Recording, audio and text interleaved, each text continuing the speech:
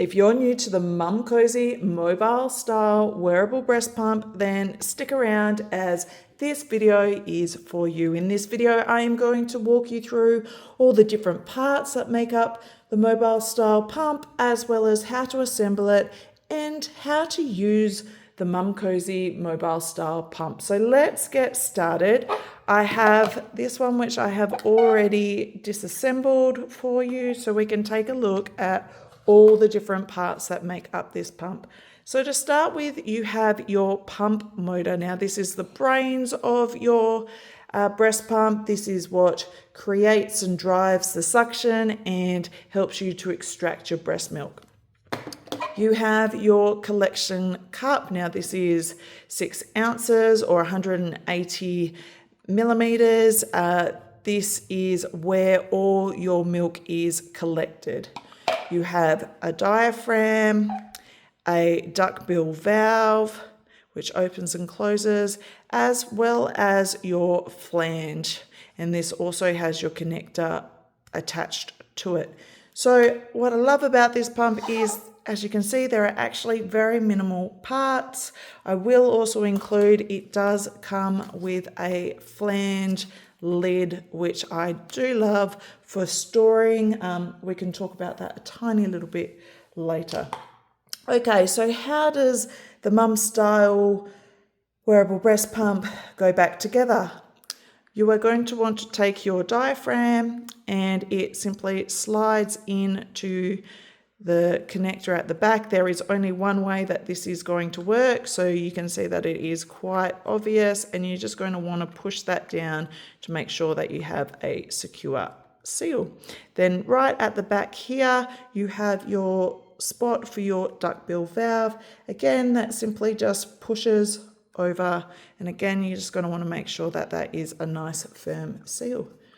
Then you are going to want to connect your flange to your collection cup. Now with this, it is a hard plastic flange, so this actually makes it incredibly easy to attach, but the one trick is up here on the pouring spout, you are going to need to align that up first and then push that into place. Let me do that properly while I'm not looking at my screen. And you'll hear it click. You can give it a slight pull just to make sure that that is firmly in place. And then lastly, you are going to want to attach your pump motor. And that simply slides down and clicks into place. If you are wanting to use your flange lid for storage after, again, that just pushes into place and you can slide that off for when it is in use. Okay, so that is your completed wearable breast pump. The thing I love about the the Mobile Style is it is so simple and easy to put together. It also has a great stand at the bottom with the flat surface, so you can easily stand it up while you're pouring out milk with the other pump. So it is a big plus for me. Okay, so let's have a look at how do we turn your pump on, how do we adjust your settings. You can see here that there are only 4 buttons. You have your power button, so you simply hold that down to start your pump.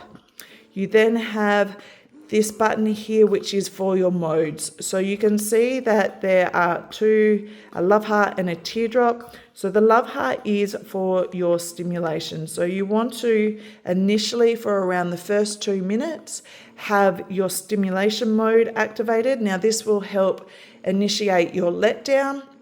Once your letdown has happened, then you can switch to your expression mode. Now, if you listen to the pump, let me go back to the stimulation.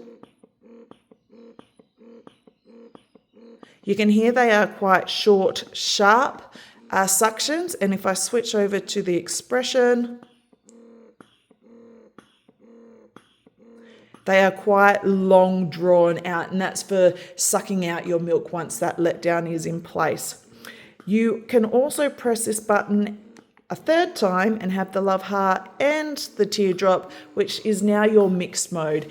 And this is a mix of both the shorter suctions and the longer suctions. And which mode really depends on how you respond, how comfortable you are, what your output is. And that's something you're going to just have to test because it is different for everybody. Some people prefer the longer suctions, some like a mix of the short and sharp. So have a test and see which output is best for you.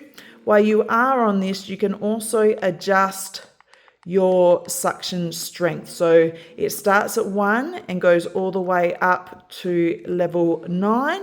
Now, the higher you go, the more strength and powerful it's going to be with its suction force. So you are going to want to really test again which is best for you. So you might initially think, oh, that I want a strong suction force, I'm going to go on level 9.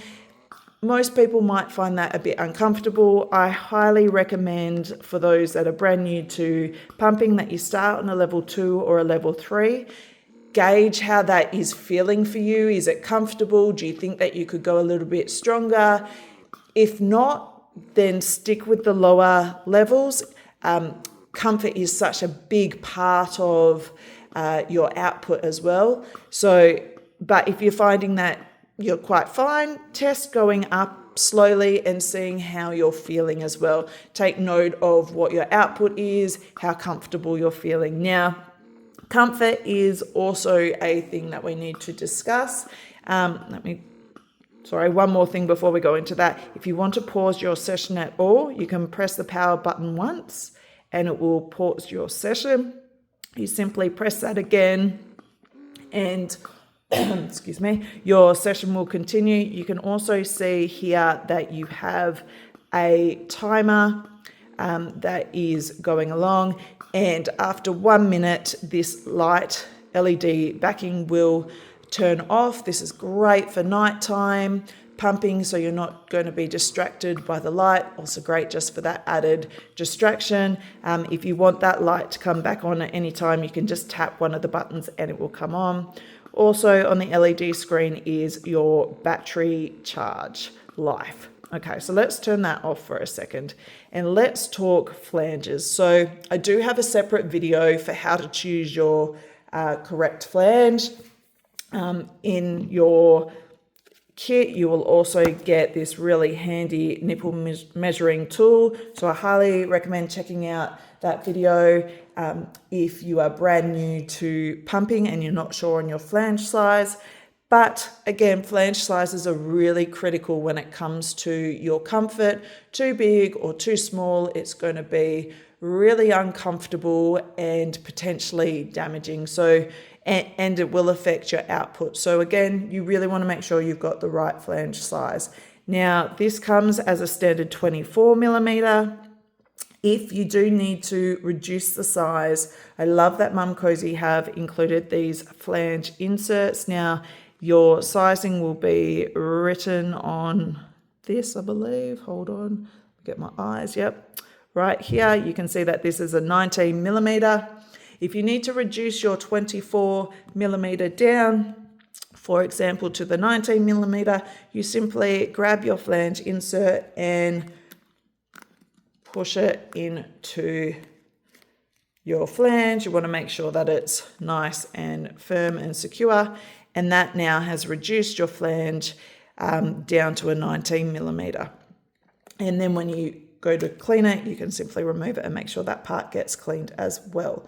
So again, make sure that you are using the correct flange size for you. If the 24 millimeter is too small, then you will need to look to purchase a larger size flange. Okay, so once we have completed our pumping session, I probably should say this from the start for the very brand new to breast pumping. You've got your pump all together, you're ready to start. Pretend my hand is your breast. You are going to want to align your nipple centrally with your flange. start your pumping session once your pumping session has finished. Now, you do not want to just rip your pump off. That will be incredibly painful because it's all vacuum sucked in, and as you pull, your nipple will still will pull with it. So you are going to want to lean forward slightly so you don't spill any breast milk. Grab your finger and break the seal gently and then lean forward.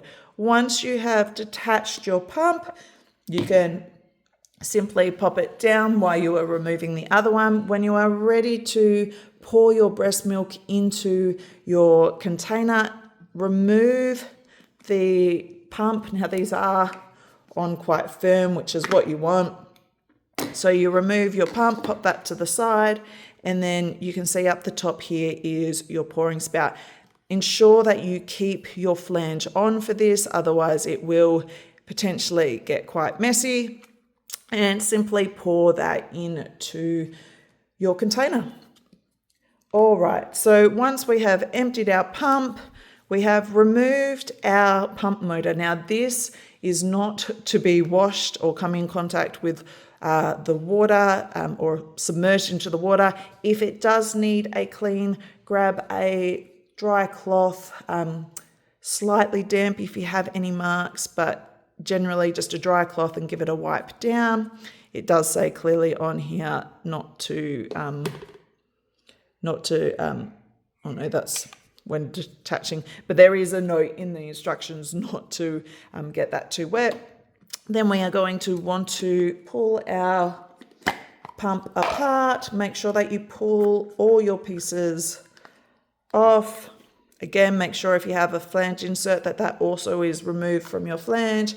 We're going to want to wash these in warm soapy water and then sterilize it. Now, there is a note on here that they don't recommend you to sterilize for more than 3 minutes.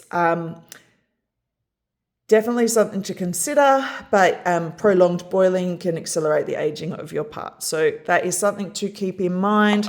They also do say that it is not dishwasher safe, and that the preferred method for sterilizing is boiling. Once it gets, I believe it's over 110 degrees, it shortens the life of your parts. So you can see that on their little instructions. Now, this is a little bit conflicting in their instructions. They do say boil, steam, or sterilize for 5 to 10 minutes, but you can see on the actual collection cup that they say no more than 3 minutes. So I assume that's probably a little bit of an error that they've left on in the cleaning instructions. So something to keep on mind. After you have cleaned and sterilized your pump, you may want to consider adding your motor onto charge. So on the side here, you can see that is where your USB-C hides. It has your charger. It simply pops in, pop that onto charge. This has a 180-minute battery life, so it will give you multiple pumping sessions, but I like to pop it on charge when it's not in use, just to make sure it is ready when I need it. The only other thing possibly is if we go back to the flange cover. So if you are unable to clean your pump in between your pumping sessions, you can pop your cover on, pop this into the fridge, remove your pump motor. Not ideal, but I do know that some mums do like to do that, especially if they're at work and can't wash and sterilize their pump straight away. That does then help to protect it. It's the same as popping it in a bag. I also like to add the lid on when I've got it in storage and it's all clean. Again, just to help with the cleaning process. Keep in mind though, if you're doing this, that you'll want to also make sure that you are cleaning this lid and sterilizing it. Okay, I think that covers it all. If you have any questions about how to use your Momcozy Mobile Style pump, please ask and I will do my very best to answer them. Thanks.